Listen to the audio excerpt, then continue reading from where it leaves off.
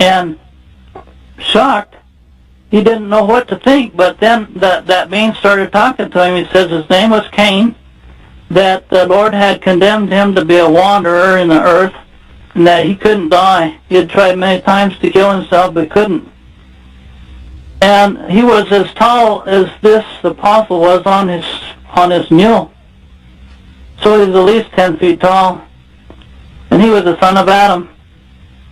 So indications are that the our original ancestors were large in stature. Almost like the dinosaurs in a very pure state, when this planet didn't have the kind of pollution and atmospheric problems that it has now. Right, right. Describe for me, Rodney, if you can, to the best of your ability, what the inside then looks like.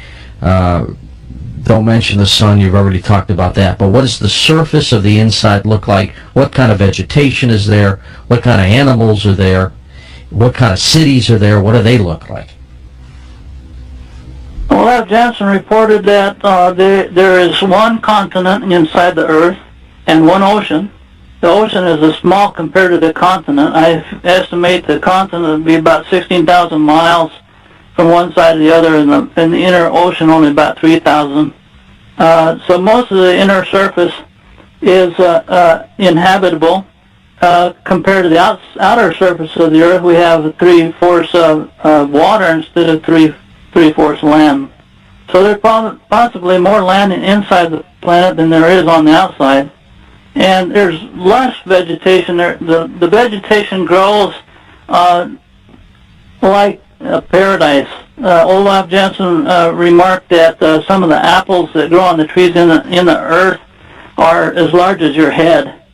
And peaches are just humongous. Pears, the grapes were as the size of our oranges. And the people there live to be up to 800 years old with no sickness or disease. It's just a veritable paradise. After spending a year learning their language, he and his father were taken overland in the monorail train to their capital city, which is built around the original lost Garden of Eden. And he described it on the highest mountain plateau of the inner continent, that where the vegetation grew even more profusely.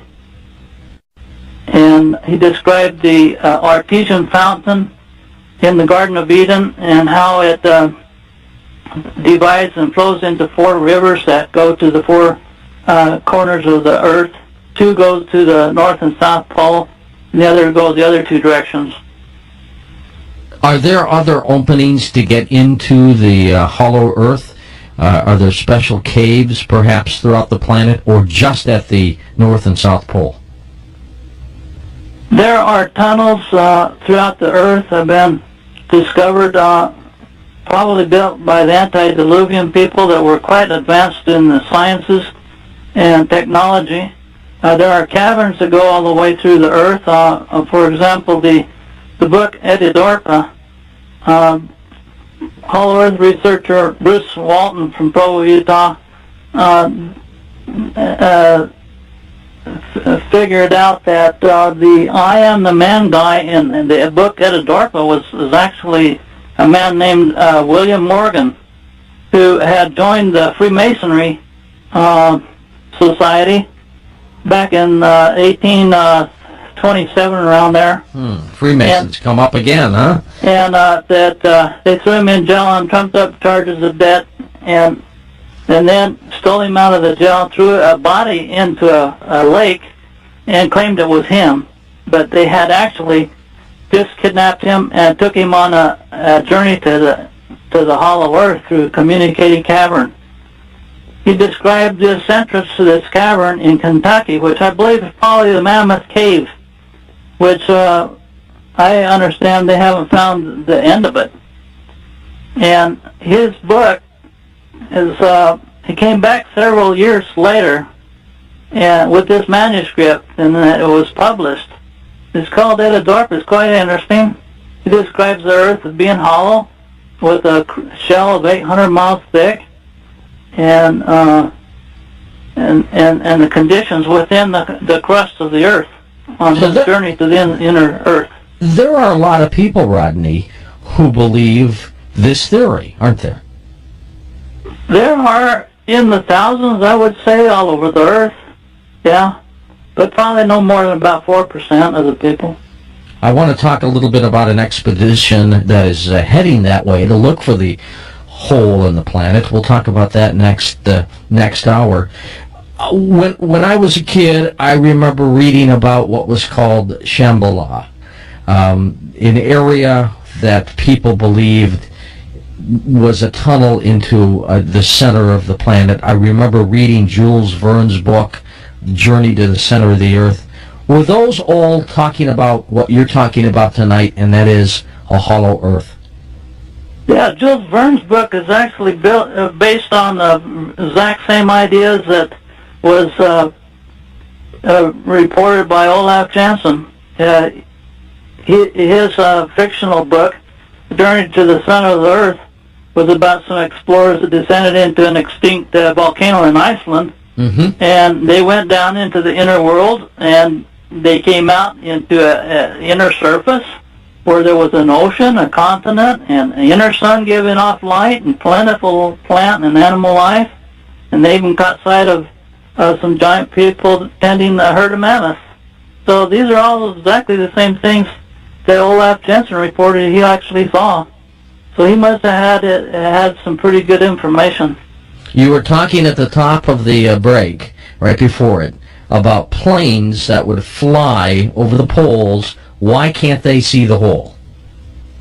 Actually, they do. I have a friend that was flying in an he flies a lot, and one time he was sitting by this airliner pilot that was just sitting right by him as a passenger. All right. And he asked him if he had ever seen the polar opening at the North Pole, and this airline pilot told him he had.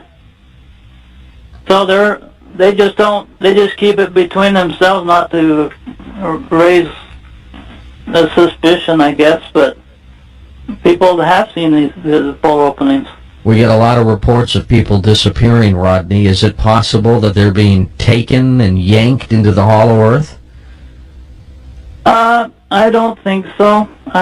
There's indications that our government has been knocking flying saucers out of the sky and back engineering these flying saucers, and have been building them underground, and they have been abducting people to try to do engineering on them. Trying, I suppose, to try to duplicate these androids that they see flying out in these flying saucers. Well, when we come back, I want to talk about the expedition planned in the summer of, I think it's 2006, as a matter of fact, to look for the hollow Earth. And also, let's talk a little bit more about the inhabitants of the hollow Earth, Rodney, when we come right back. I'm George Norrie, back in a moment. As Coast to Coast continues. A little bit later on, I'll open up the phone lines. I'll give you an opportunity to chat with Rodney Clough about the hollow Earth theory. I kind of like that open. Maybe I am in the hollow Earth, and I've been keeping it as a surprise. But I'll be back in a moment. Rodney Clough, our guest. We're talking about the hollow Earth. As a matter of fact, he's got a book called The World Top Secret, Our Earth is Hollow. It is an ebook available on his website. Couple websites, by the way. They're linked up with coasttocoastam.com. OurHollowEarth.com, okay? And then the other is called VoyageHollowEarth.com. We'll explain.